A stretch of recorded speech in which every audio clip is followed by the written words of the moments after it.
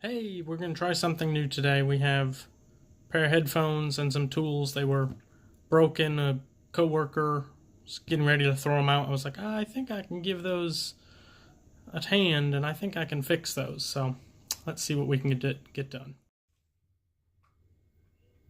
First off, you're going to need some broken headphones, obviously. I've already kind of taken this one apart.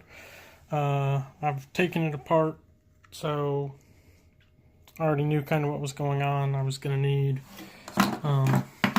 a soldering iron, a screwdriver, some solder, the little rag for the soldering iron. This is a nice little portable gas-powered kit right here.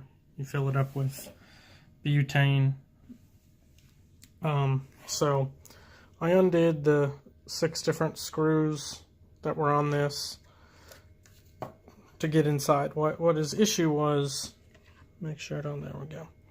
The issue he was having was this whole ring was completely off. There's little tabs right here and here that were just plastic.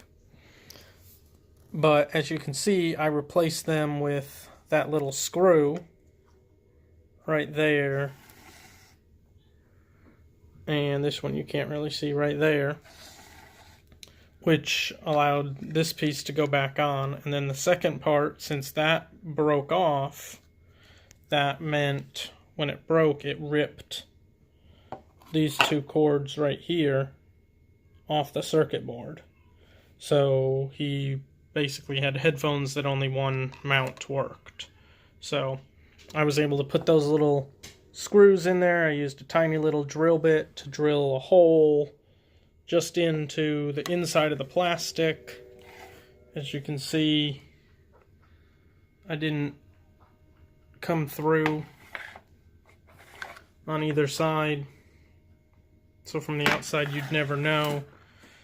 I soldered that back on, as you can see. Not the prettiest job right there, and I did a little bit of heat damage in here because it was pretty tight in there.